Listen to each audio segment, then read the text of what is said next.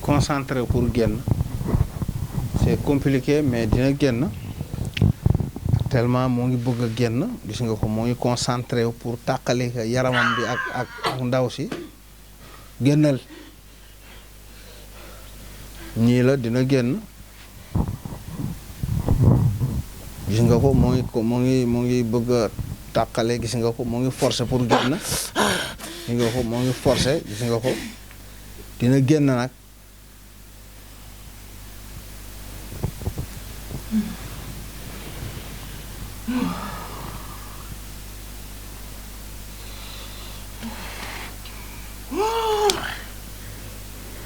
dina génn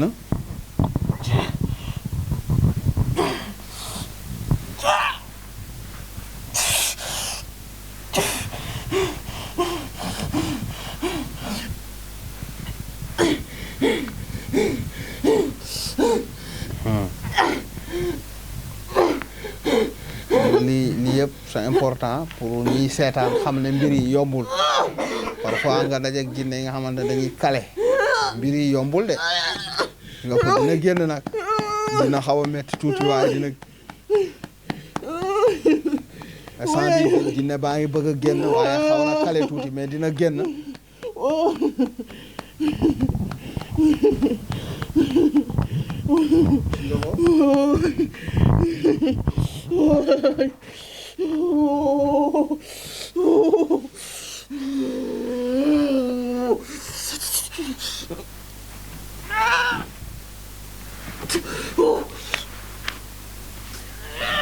na génn kalkal bi na dañ na génn jinne yi xëcc leen ko kalkal bi na dañ na génn yoo yaltu actuellement dafa xaw a kalewu bloqué mais dina génn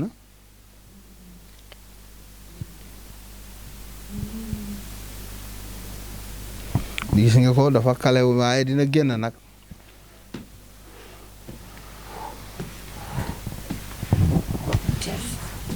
génn bi rek presque 1 heure de temps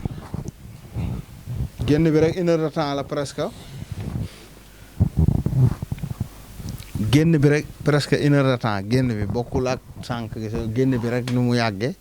actuellement dafa kalew mu ngi ci yaram bi mu gaaw mu ngi ci tànk yi waaye dina génn nag kale na waaye dina génn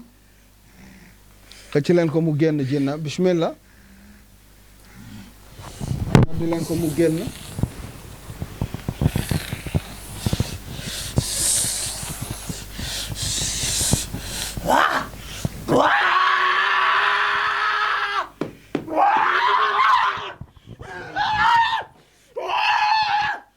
xëcc leen ko mu génn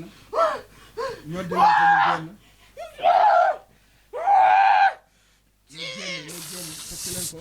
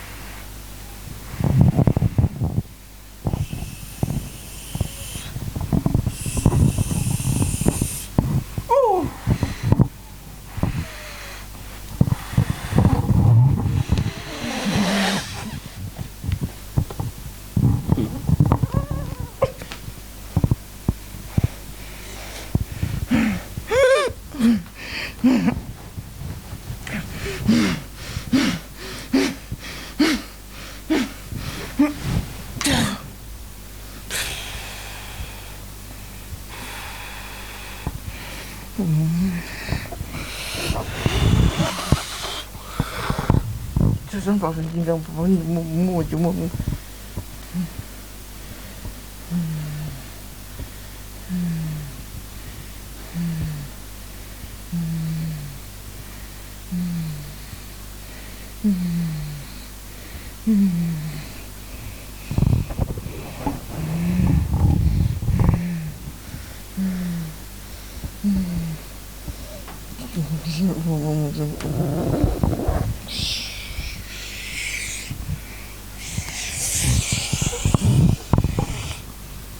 ne baa ngi nii ba tey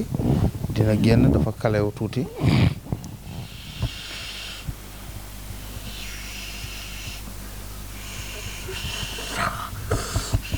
bañul génn dafa kalewu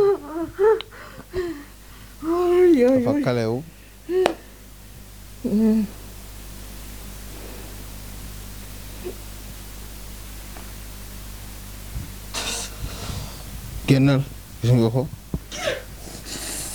man nag 13 ans génnal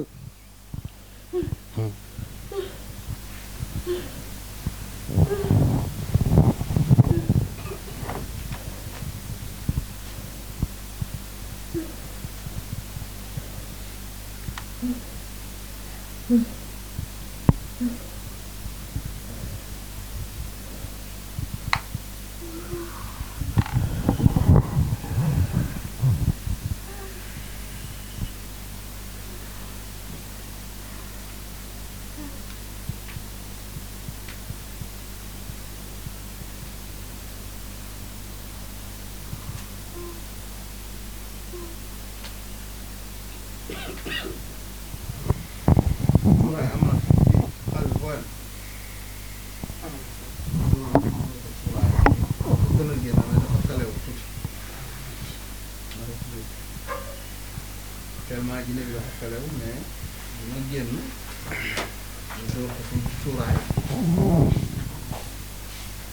ci boobu dafa jommi dafa jaaxle ndax dafa kale waaye nag xam ngeen ne miin ngeen ne parfois jinne kale waaye suñu kalee ñu def baatin ba mu génn fekk nit ki du sonn nit ki du am benn jafe-jafe parfois jinne kale waaye nag ma def sama baatin ba jinne bi génn ndànk fekk nit ki du am benn jafe-jafe actuellement nii génn rek la bëgg dafa xaw a kale tuuti waaye dina génn nag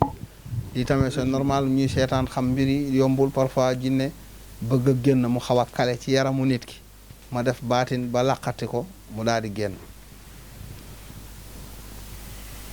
li ko ci instant bi li ko dese bariwul pour mu génn tuuti waaw ñu mën a waaw actuellement tuuti moo des moom mi bëgg na génn noppaleku xale bu jigéen bi noppaleku ñun tamit ñu noppaleku waaye dafa kale tuuti mais dina génn ci tànk yi la kale dina génn nag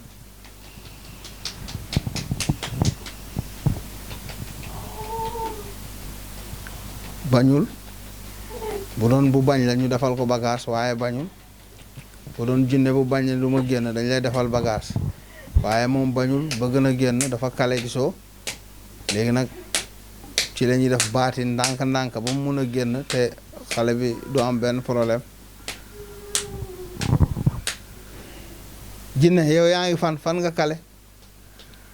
ah nee na ci tànk yi la kale parce que ak nu mu toll ak ponk laayam bu ñëwee ba ci tànk yi day kale waaye incha allah dina génn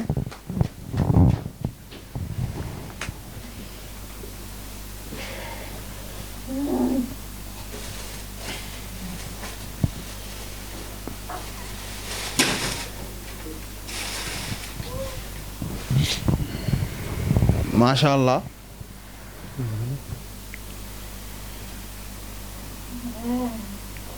dina génn ñu nga ko parce que day jéem a laxarte ko gis nga coin yi maanaam gis nga ci coin yi gis nga parce que xam nga day nekk yaram bi yëpp léegi nag day bëgg génn ya ah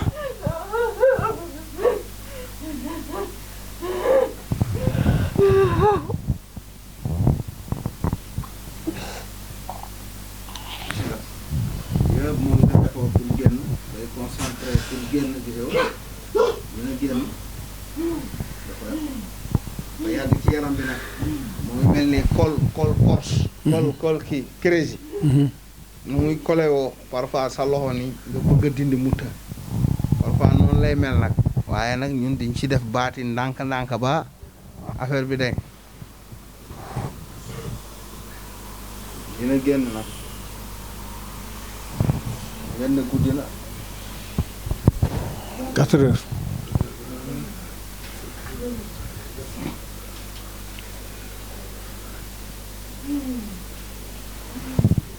wallaay benn jinne moo fi kale benn jinne moo kale fii rek loolu lañ ci nekk benn jinne moo kale allo oui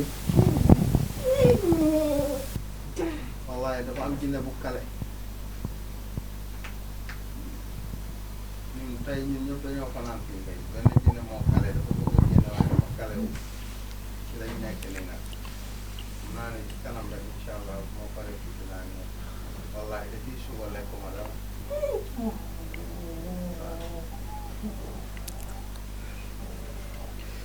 laay lekk man waaye nag xam nga mbir mi noonu la faj bi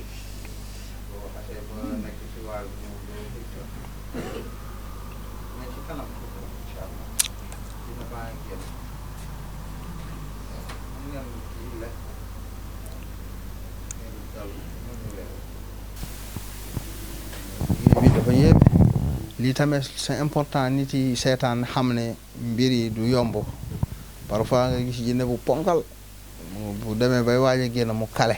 gis nga bul dëkku dënd bi nii la toll comme àdduna ba mu doon génn ci lalla dafa kale woon tamit comme nii ñu kurtu karta ci ma def ci baati nag ba jinne bi mees du mën a génn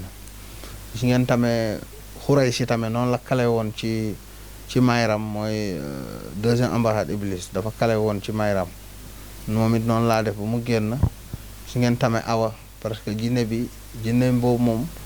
ci jinne yëpp moo ci gënoon kale kooku presque 7 mois jinne baa ngi kale mais ma def sama baatin ba jinne bi génn tuub mooy awa du xam nga ko waaw ak ñeneen macha allah kii moom dana génn incha allah nu mu gën a gaawee nañ ci def ay affaire ñaan baatin pour mu mun a mees mun a jaar ci tànk yi mu génn ah yow jinne nga yow kay après ma wax leen yéen tamit consulté leen ma wax leen li ma gis ci yow jinne nga mu ne moom day miir jinne la jinne bu bon moo ko topp yi ngeen tey moom jinne yi nangu nañ tere nañ ma añ tere nañ ma reer maa ngi nii jinne yi tere nañ ma añ tere nañ ma reer maa ngi ci jinne yi madama ngi woote rek di jaaxle wallaay waaye nag gis nga ko ñoom doyen gis nga leen Moustapha moom fu mu làqatu ji anam macha allah dina génn. mbokk waaw kon nag mbokku téléspectateurs yi ñuy seetaan sur la TMS TV ñu ngi fii en direct dans le cabinet du khalife général Thierno Moule Sow mu nekk nag ak benn patiente boo xam ne nii tey jinne joo xam ne nii wax dëgg yàlla bokk na ci jinne yi nga xam ne dañu terrible mu jëflanteeg moom ndeysaan borom këram def témoignage wax nañ ko sànq témoignage bu émouvant ci jàpp bi nga xam ne nii mu ngi ko jàpp jabaram gunge ko comprendre ko ci moment yu difficile alors fii ñuy wax ak yow nag jinne bi moom moo des ci génn waaw moo génnagul mais fi mu ne nii moom defe naa ne nam agité woon sànq sax dafa mel ni mu ngi ànd ak dal sëriñ bi joxe na léegi ay consigne nee na nañ ko taalal cuuraay bi comme ça ñu suur ko mais fii may wax ak yow daal fii may wax ak yéen téléspectateurs yi daal mu ngi nii calme Saliou maanaam génn rek moo des waaye daal defe naa ne bu doon xeex ñu ne def na cessez-le-feu maanaam teg na arme yi waaw teg na arme yi fi mu ne nii kooku combattul tuub na tudd Ibrahima John Moule waaw tudd na fi baatu seede yi nga xam ne nii booy dugg ci diine islam moom nga yëkkati na ko boole ko yuuxu te defe naa ne nag loolu ñëpp seede nañ ko fekkee nañ ko alors xam naa ne nag d'un moment à l'autre dina maanaam dina génn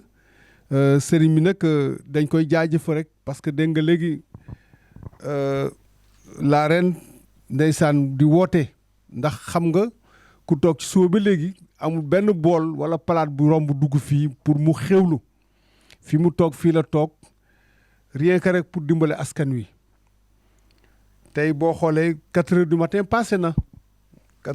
passé na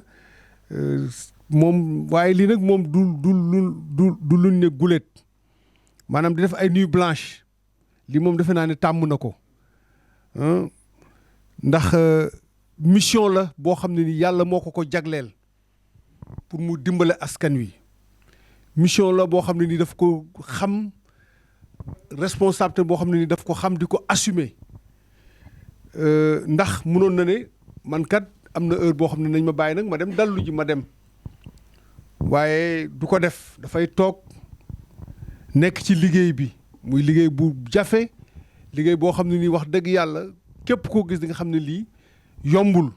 waaye nag yàlla moom mooy cërale jaam te yàlla moo ko cërale jaam yooyu yàlla mooy sédd jaam yi moo ko séddee loolu muy mission la boo xam ne ni mu ngi koy dox assumer ko kon nag gis nga ñu ngi préparé cuuraay bi nag Saliou buñ ko suuree rek daanaka li nga xam ne moo nekk ci ndaw si muy jinne bi dina ko bàyyi parce que jinne bi moom maanaam tekki na jaajam waaw tekki na jaajam bokkatul ci xeex bi waaye dafa mel ni beneen jinne boo xam ne nii mu ngi nii toog moom tamit nee na daal na ko sëriñ bi na jublu ci moom mu ngi nii toog na sëriñ bi jublu ci moom fële la toogoon waaye am na benn moment moom sax dafa mel dafa yéemu ndax lim gis waaw jinne ju gis jinne la mu mel ni ku yéemu waaye nag ñëw na toog fii nee na daal par force na ko sëriñ bi jublu ci moom fi mu ne nii nag jinne bi moom dafa mel ni calme na fi mu ne nii waaw fi mu ne nii moom dafa mel ni calme na parce que sànq ba tey wax dëgg yàlla dafa agité def na fi ay mouvement yoo xam ne nii ku ànd ak sa sago dëgg-dëgg doo ko def parce que mouvement yu métti la mais fi mu ne nii daal ñu ngi am yaakaar ne dans quelques moments rek Saliou dina jóg vraiment retrouver ses esprits ci teewaayu jëkkëram ak jarbaatu borom këram moom tamit mu ngi nii toog mu am ay seede yu am solo yu mu def waaye li ñu wax sànq rek ne borom kër gu nekk war nga roy ci borom këram parce que nag sa jabar nekk ci ay mel nii nekk ci ay jafe-jafe nga xam ne li muy def yëpp tey ko jinne moo nekk ci moom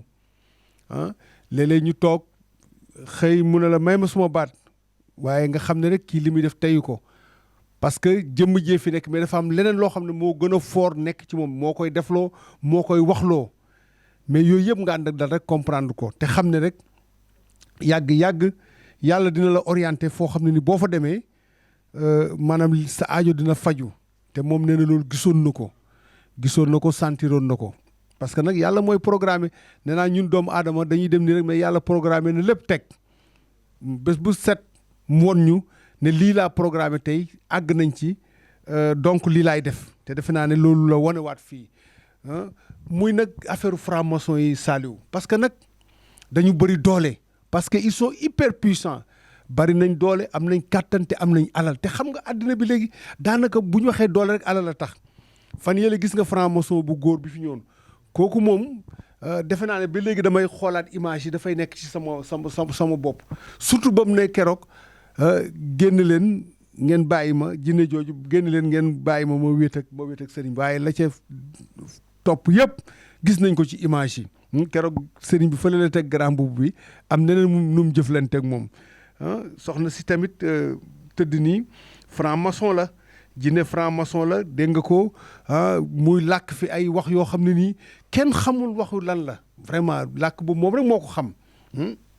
waaye li may wax nag ne la leen di wax loo sax c'est plus fort que du dëgg c'est plus fort nag ñu ngi ci am yaakaar bu baax ko woon sànq waaw elle était très agitée mu ngi nii calme nag mel ni ku retrouver quand même un léger sommeil loolu nag mooy wane ne mu ngi nekk sur la dernière ligne droite liñ naan tey bu fekkoon ne tey voyage la dañ ne kii tey léegi mu yegg terminus te terminus moom boo fa yeggee rek moom da ngay daal di wàcc alors ñu ngi defar cuuraay bi xam naa ne rek sëriñ bi man jinne bi toog moom tamit te bëgg nga yeewu gën a xamu ne defamu te parce que fii guddi na 4 heures du matin passé na te xam naa ne léegi bër set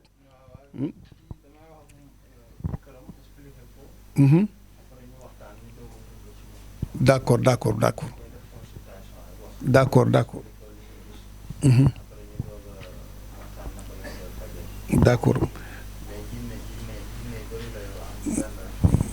voilà dégg ngeen loolu li sëriñ bi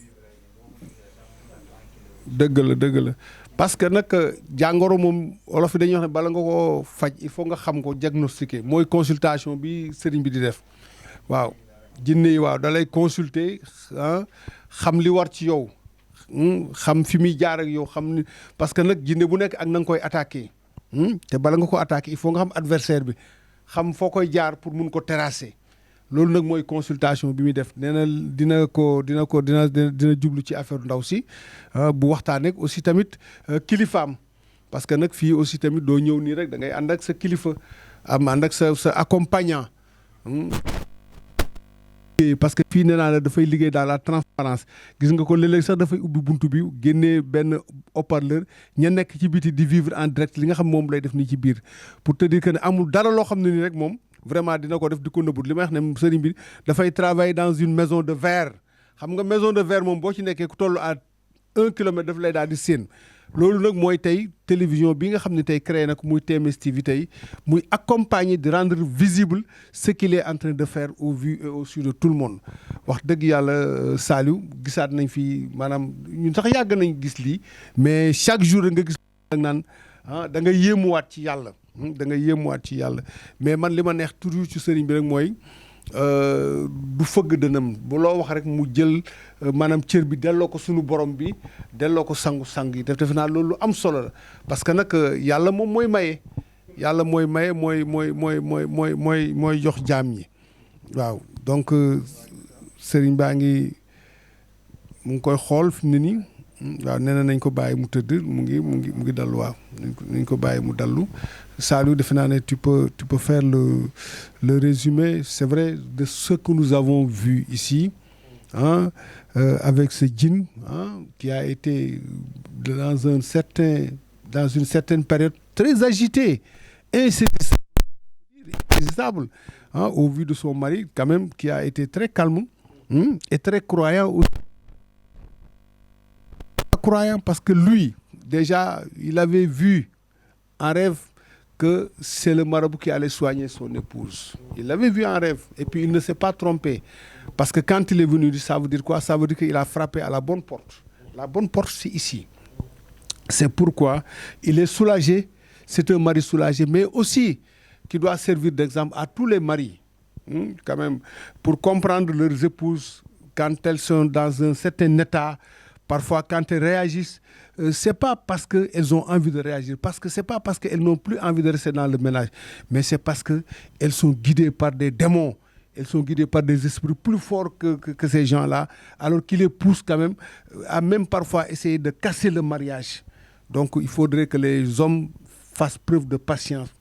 mais surtout de tolérance, mais surtout de compréhension à l'endroit de leurs épouses, surtout quand ils sont habités par des esprits qui sont plus forts qu'elles. Un résumé en anglais, salut.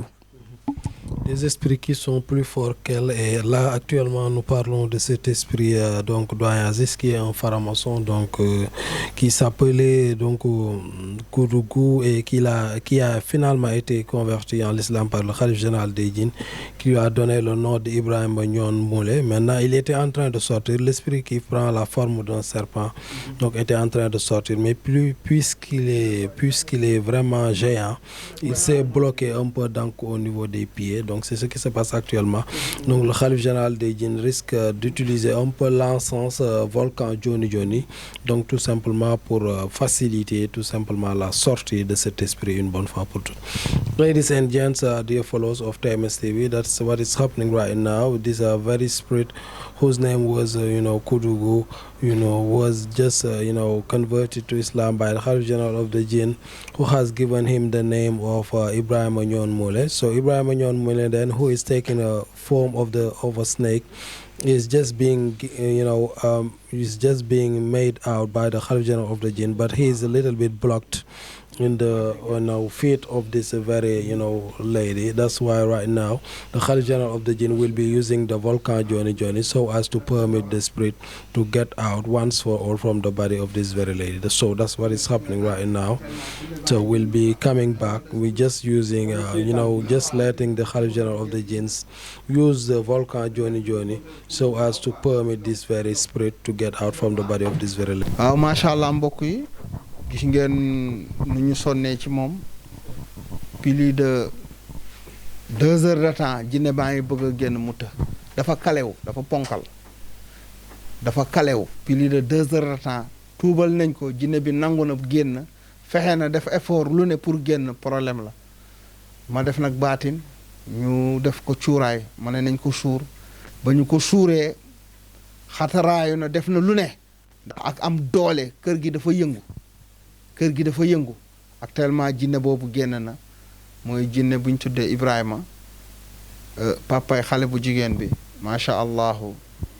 Ibrahima Njoon Mule génn na kër gi dafa yëngu ñu def ko cuuraay ñu suur ko mais bañ ko suuree ci la génn parce que loolu moo nekkoon solution bi dafa kale woon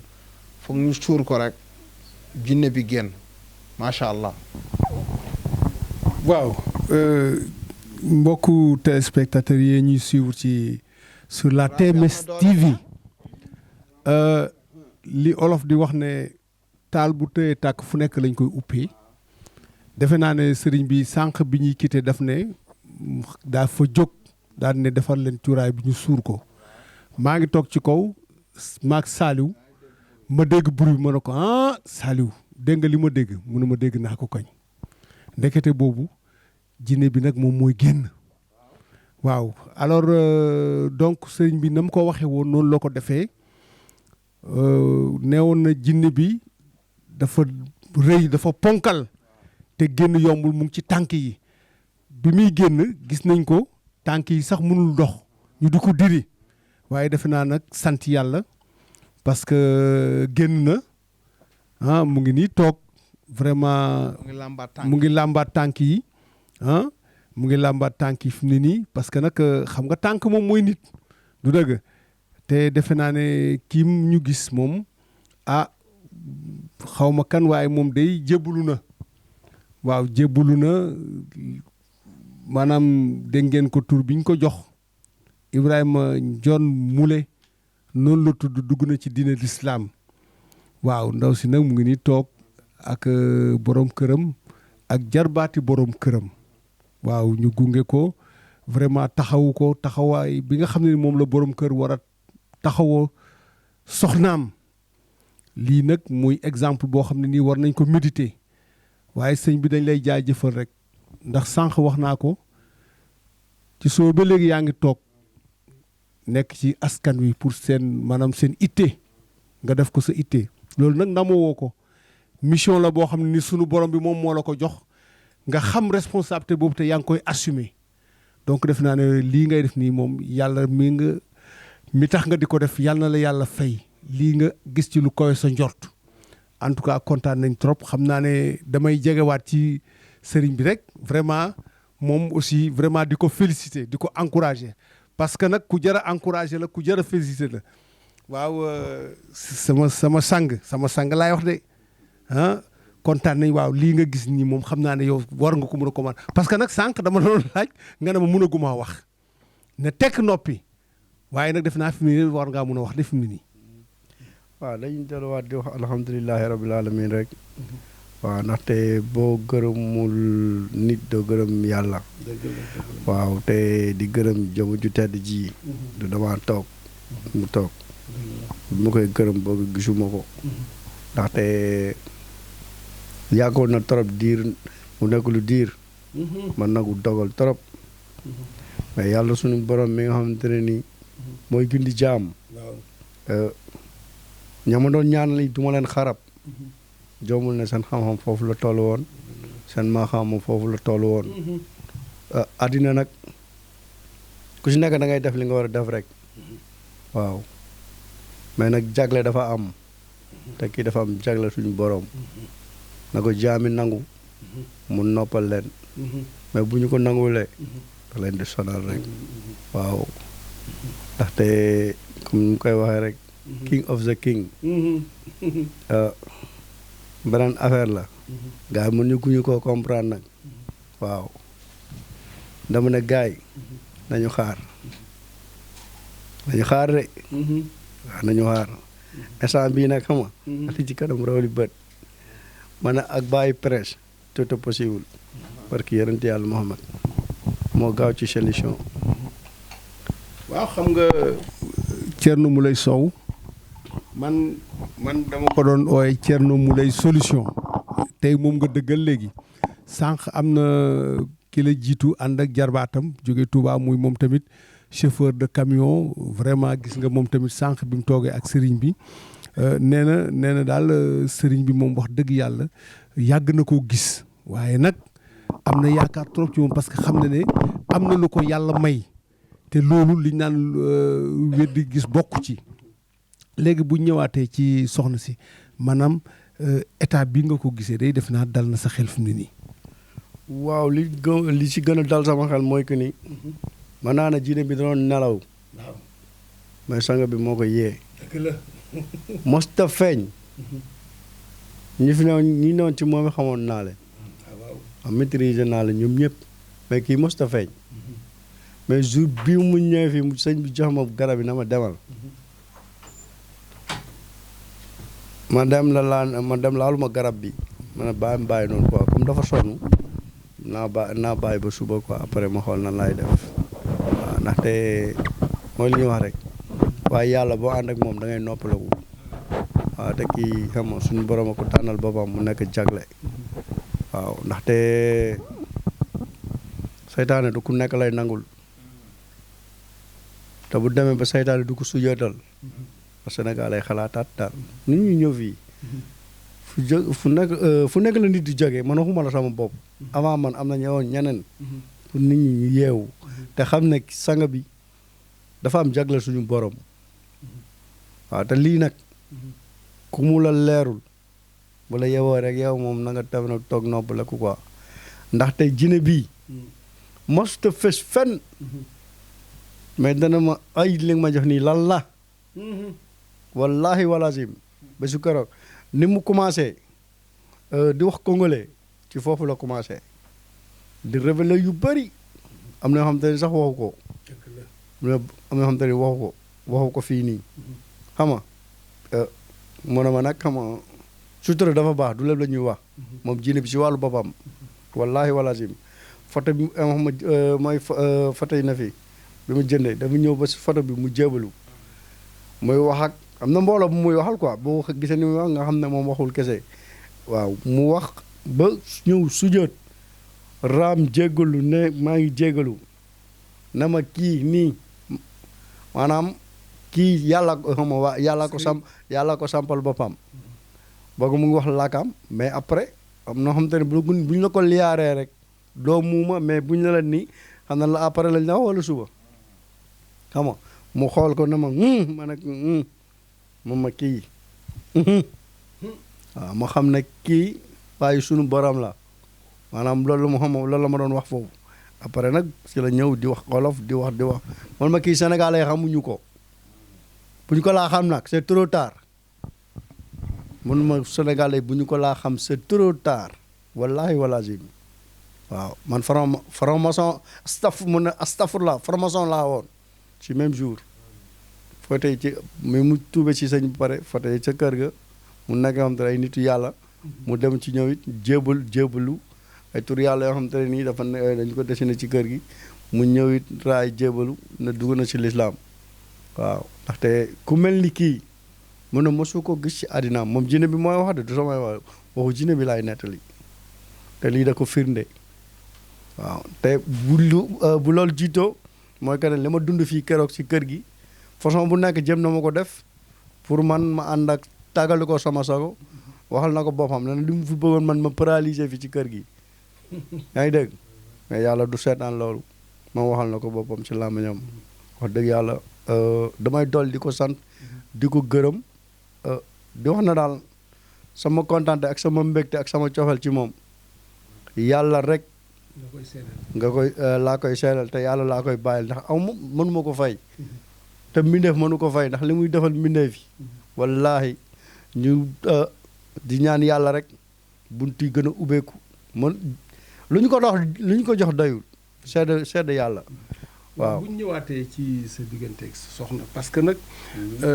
yow da nga wane exemple maanaam bi nga gisee soxna si mu mel ay melokaan nga xam ne kii du moom tey ban gëm-gëm nga amoon ne maanaam li la téewoon nga ne non du ma dem du ma ko bàyyi maanaam loolu fan nga ko tegoon. waaw fi ma ko tegoon mooy que ni olof yi dañuy wax ne màngo du meññ solom te gaynde du jur muus du dëgg dañuy juddu su fekk suñu papa yi teewoon suñu yaay yi xam nga ñu yar ñu nag li ñu war a yare gis sama papa du mu teewoon sama yaay ngoon man ci loolu rek laa mën a dellu sukkandiku ci loolu moom it mu am yaayu saykat fa mu dëkk ci Bargny yàlla seede na ko jég bu mosta fay kenn mësu ko dégg dëkkoon ci kër gu mag nag kenn mësu ko dégg wallaahi wasib nee nañ ku mën a wax rek ay bëñam ngay gis bu mere nit xamul bu kontaanee nit xamul ngoon nag genre nit boobu tey nga jël fa soxna ko xamante ne ni du jaar sama tur wallahi walazim sanga bi la may woowee sanga bi maa ngi woon Espagne fu mu doon mën a dem wallahi walazim bu amul sama ndigal du dem mais ngoon kooku bu toog un bon jour ne la may ma sama baat mais boo dee nit xalaatal quoi waaw mais nata tey jii ay sëy yu bëre ngi nii di tas lan moo ko tas yaakamte wër ne dama rëy quoi daf ma ñaan rek ma may ko moom la bëggutul sëy te or ko ne kii doon ñaan baat du sa soxna moom it moo ngi dem kër ga fekk affaire de lay problème man na kañ laa ñaan baat kii kañ laa ko ñaan baat mooy am wallahi walazim réccu wallahi walazim waaw dëgg la de dama xama da lay leer na yow après kooku du nit kii man benn instant xama dinañ ma biti loxo dinañ ma saaga dinañ ma dóor mais xam naa ne tamit yow koo xam te ne nag la rey yoo kooku du la def lu la metti yow boo amee lu la metti day finaanee jooy mais nañ dini delluwaat seen xel yi te nag ñun góor ñi nañ gën a fonk suñu jabar yi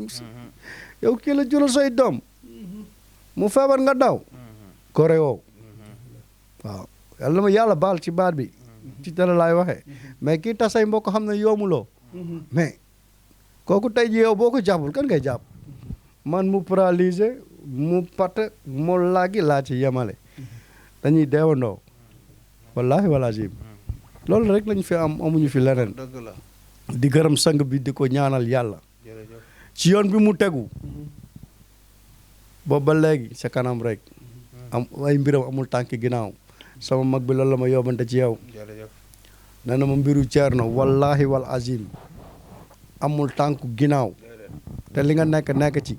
te ki nga jàpp ko macha allah yóbbantal ma ko nuyoo jërëjëf nga xamal ko ne wallahi ku ko contre jahannama li jëm safara dëgg la wallahi wasi mu dogu ko message bi sax envoyé naa la ko ndeysaan dinaa ku la bëgg ku la sopp jërëjëf wallahi wal azim du waxantu sama soxna xam na ko ñoo bokk ndey ak baay ndeysaan wallahi wal azim mu dogu ko ci laa ilaha illallah te lii yëpp xam nga lu jiitu njaag rek moom mooy njaag ndaxte tamit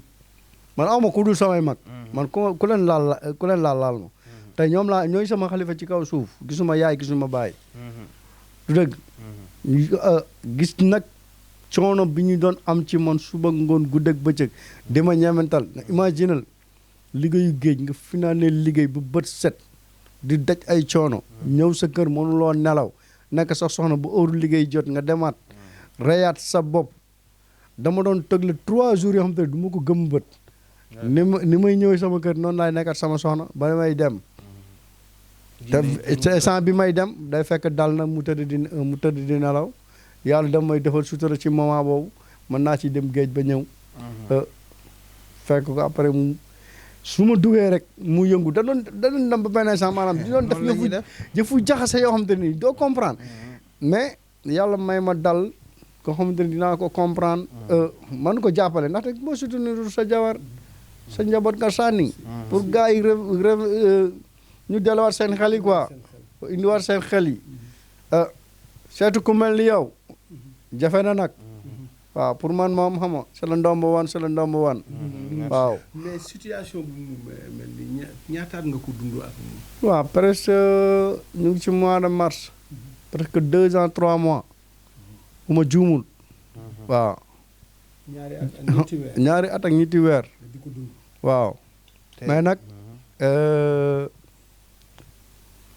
lépp loo gis rek mu ngi noonu daal kenn mënu loo wax lépp waaw ndaxte suivre bi baax na date bi baax na sant yàlla ko suñ suivre la waaw. keneen koo xam ne témoin la muy jarbaat bi yow tamit defe naa ne dara échappé wu la ci lii nga gis nii tey seen yaay li mu wax lan nga ci yokk.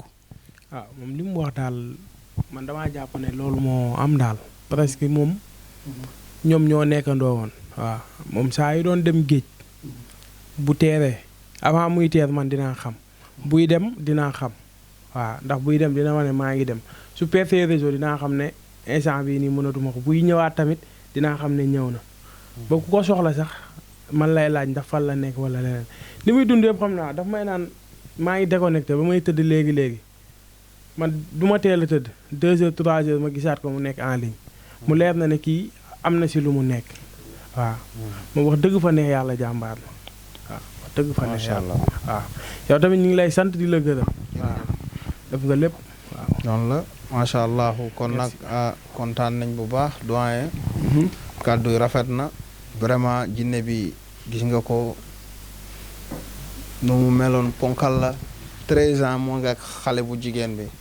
waaye borom këramam ñaari at ak lu teg la comprendre ndekete jinne baa ngi làqatu ci yaramu xale bi parfois da ngay takk nit nga takk ko ngeen nekk doo xam ne am na lu mu àndal day làqatu du teel a feeñ parfois mun nga seetaan vidéo Thierno Moulé rek mu feeñ ñu ne vidéo yi la fekk na du vidéo yi de li nekk ak yow dafa yàgg làqatu waaye vidéo yi nag lépp lu nekk ci yow da koy diagnostiqué da koy feeñal moo tax vidéo yi dafa am solo dégg nga lu borom këram wax yéen góor ñi ngeen jël référence ci borom këram bañ a yàkkamti may baat rek nga may jinne nga may baat de du sa soxna su demee kër ga waaw man lan moo ma indi fii du yow yaa ñaan baat man kay ñaanuma baat fekke ne ñaanul baat jinne bi la loolu ngeen def attention ci loolu chaque jour ma yee leen ci wax leen ci gis nga kii ñëw na confirmer ko chaque jour ma wax loolu kon nag sant yàlla bu baax maa ngi sant équipe bi yëpp vraiment di sant équipe TMS TV vraiment gars yi ñoo ngi fii ñoom Alseni Silla Moulé ñoom Diop Moulé macha allah Saliou Samb Mbay macha allah doyen Aziz vraiment ñoom Moustapha ñëpp maa ngi sant ñëpp di sant borom këram aussi di sant jarbaatam ak soxna si moom it ndeysaan xam nga Moussa Moulé waaw macha allah waaw borom këram ku baax la moom it macha allah ndeysaan Espagne lañ jógee dagg billet 4 billets la ñu dagg ñëw pour rek soxnaam faju léegi nag génne nañ benn jinne bi dèjà ñu xaaragum yeneen yi aussi ñu xool balaa moo ñibbi Espagne incha allah dañu bëgg mu ñibbee main vide lépp lu nekk ci yaram bi yëpp mu deñ mu ñibbi ak tranquillement borom këramam tamit mën a xel mi dal calculer nga dem géej fanaan géej ñëw soo ñëwee rek jinne bi ruube maanaam doo am jàmm soo demee liggéey danaan cocc boo ñibbisee rek jinne bi yëngal kër gi su ko defee nag doo nelaw nga nekk foofu di sonn jinne bi di la sonal ba sa heure liggéey jot nga demaat doo am jàmm doo am salaam di ëf sa biir bi di la rof ay feebar affaire bu doy waar sax waaye nag ñi si comprendre nañ adduna bi yeewu nañ xam nañ TMS TV ak Thierno Moule Sow mu ngi leen di yee bu baax a baax ndax nag ñii kat Espagne lañ jógee dagg bee ñëw fii pour faju ñibbiwaat lii kese moo leen indi du leneen mu buub njabootam yëpp indi leen fii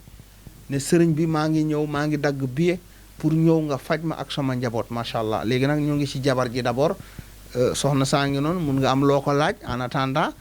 su ko defee ñu bàyyi leen ñu dem noppaleku après ñu ñëwaat ñu xoolaat macha allah mais d'abord génnee nañ jinne bu mag boobu nga xamante ne vraiment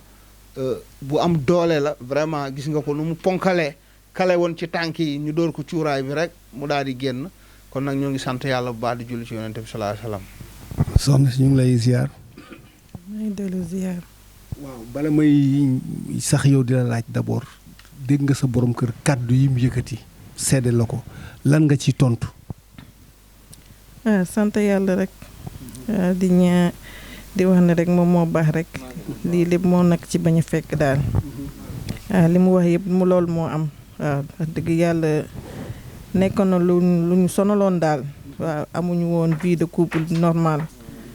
waaw déedéet amuñu ko woon wax dëgg yàlla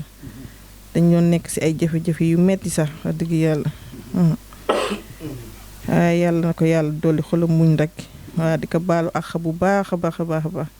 waaw yàlla na ko yàlla fay xolam bu baax maanaam yow sa sëriñ bi nan la la feeñoo nan la la orienté tey ba tey nga ñëw fi non sëriñ bi dama doon seetaan ay vidéo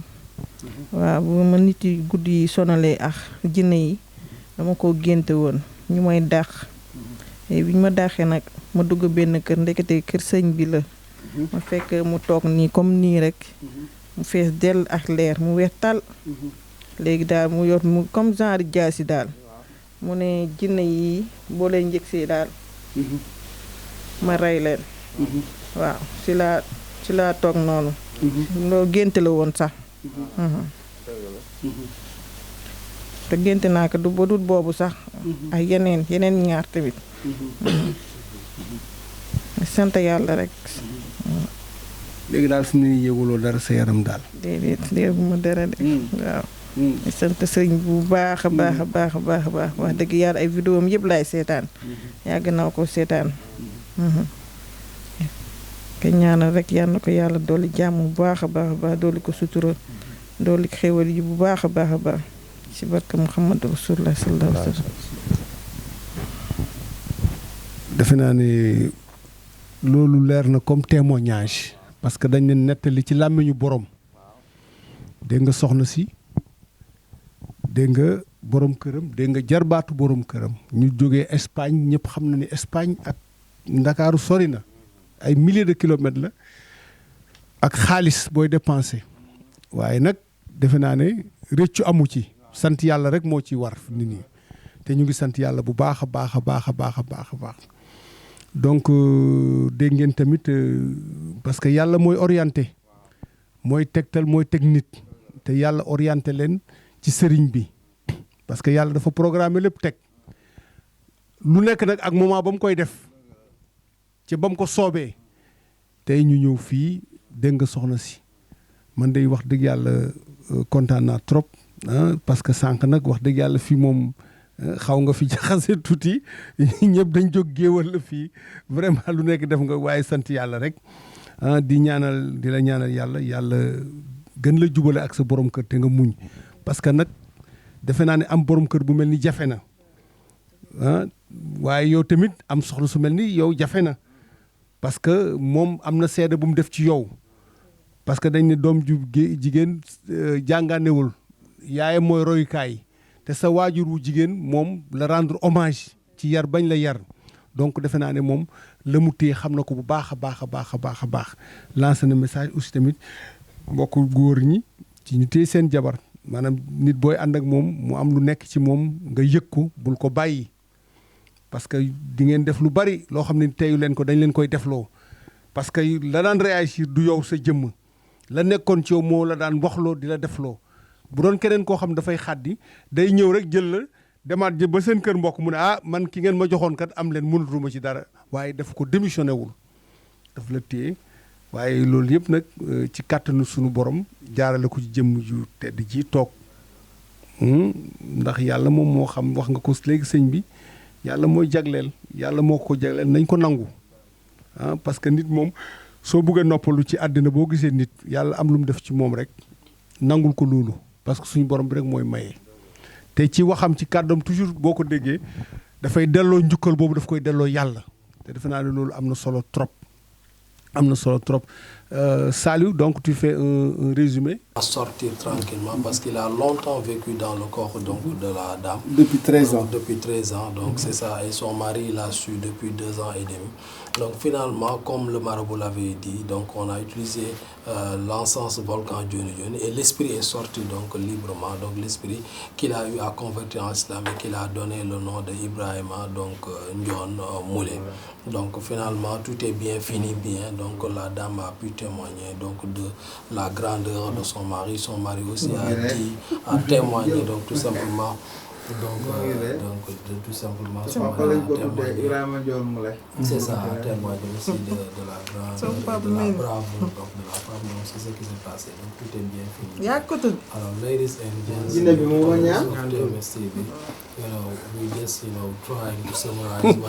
what was happening here because the spirit who was just a snake and who was converted to Islam by the Khalif General of the Jinns, the king of all the kings, who has given him the name of Ibrahim Ndion Moulé, has been trying to get out from the body of the lady, but he was having problems to get out from the body of the lady. That's why the Khalif General of the Jinns, the king of all the kings, told us to use the volcan Dioni Dioni, and finally they used the volcan Dioni Dioni, and the spirits just got out from the body of this very lady because he was just being blocked in her feet. And then right now the lady is feeling better, and then the spirit is here now. The spirit whose name is Ibrahim Ndion Moulé is staying with the Khalif General of the Jinns, the king of all the kings. So the spirit, the lady talked about many things about her husband, and the husband also talked about many good things about the lady. So that's what happened here. So I will just let the floor maybe to the Khalif General of the Jinn, and then just let him finish once for all this healing session, and talk to you about what happened here.